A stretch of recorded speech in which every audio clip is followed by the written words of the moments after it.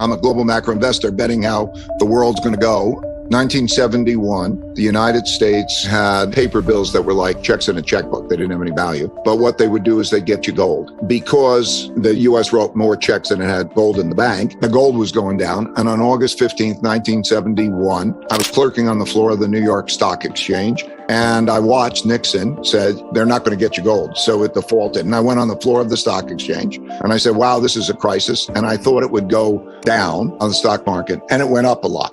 And so I researched it, and I found that on March 5th, 1933, the exact same thing happened. Roosevelt announced that they were not going to get the gold and that they would go off that and that they would print a lot of money.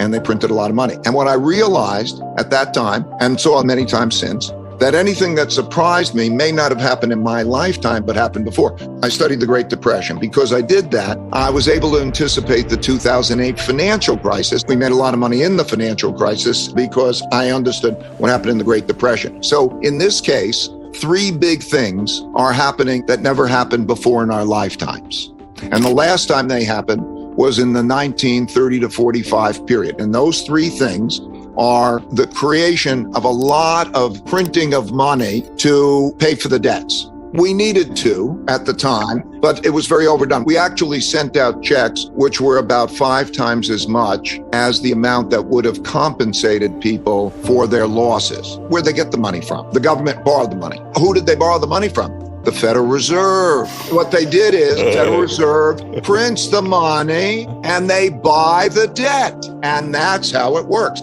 So now everybody gets all these checks and everybody's happy because they get all these checks. But when they get all this money and then they spend it, everybody's surprised they got inflation. We've increased the amount of money by 25% or more. What has happened? The price of anything is equal to the amount of money and credit spent on it divided by the quantity of it sold. And so when you increase the amount of money and credit, buying power, spending, by a lot more than you increase the quantity, you get inflation.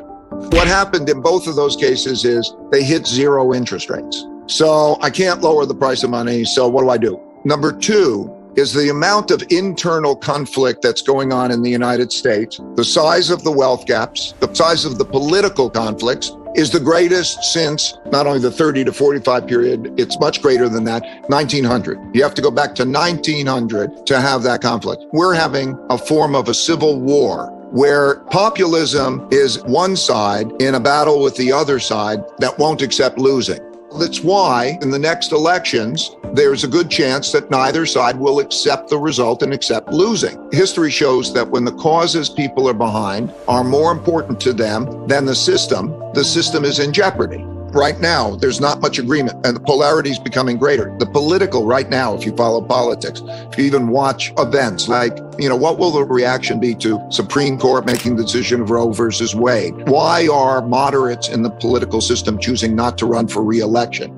We have this internal conflict that is actually threatening rule of law and the adherence to the Constitution. It's entirely possible that people with different views, they will go to different places and they will fight. So that degree has never happened in my lifetime before. I was born in 1949. 1945 was when the New World Order began. These world orders happen because there's a conflict and then somebody wins. So that brings me to the third thing that's happening, which is the rise of a great power to be comparable, China, and with it, Russia, and they form alliances, right? There's the Allied powers and the Axis powers, two different sides, kind of, and then they're competing. Because what happens is when you have a new world order, the winners of the war get to set the rules. So in 1945, America won, and it was the richest country in the world. It had 80% of the world's gold, and gold was money.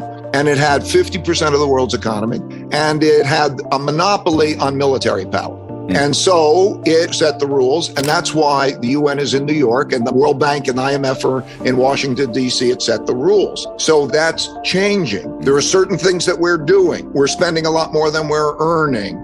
We're living off the printing presses. We're letting the infrastructure go. We're giving our next generation debts. We're not educating all children well. And we have a world order battle. There is an Allied and Axis power kind of thing that is emerging. There's certainly a competition.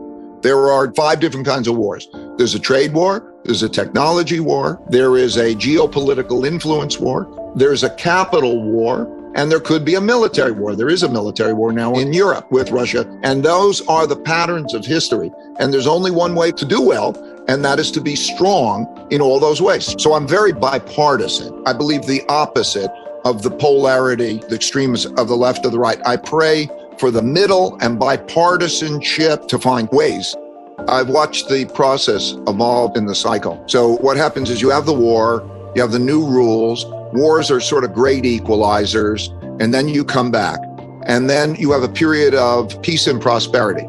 You have peace because nobody wants to fight the dominant power, and you have more equal people, and then they have prosperity. But the way the system works is over a period of time, that creates differences in wealth. And that's fine. You provide capital, that's the capital system. People with great ideas come along and they're productive and inventive and they produce great things and so on. But as they obtain the greater wealth, they also obtain greater benefits, like they could educate their children better. And if you're poor, you don't get to educate your children better. And so the polarity increases and it becomes unfair because, we all should have like equal opportunity. And then you also build up a lot of debt. Here's the irony of it. As these cycles begin at their later stages, the rich are the ones who get into debt.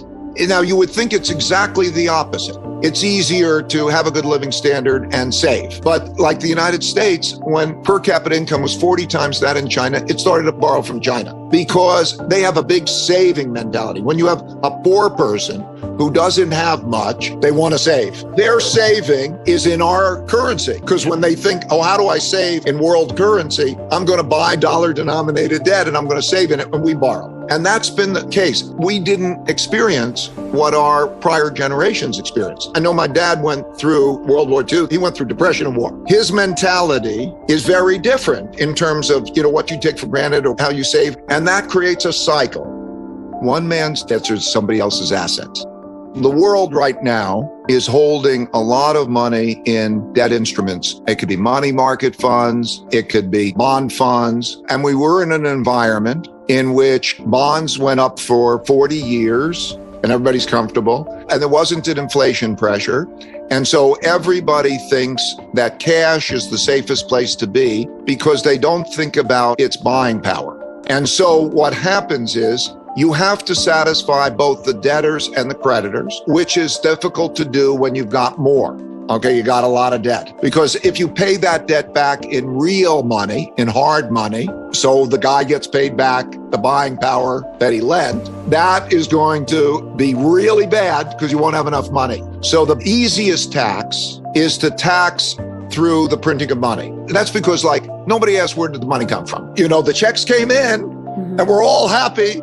And we didn't take the money away from anybody, but you lose the buying power. So as you get the inflation for that, you get the behavior change. So still, you have to make a choice. Do you want to own that stuff or not? And so what happens is when you make that choice that you don't want to own it, you sell it. And so the amount of selling is not just the deficit. The government will have a deficit of 5 or 6% of GDP. It'll have to borrow.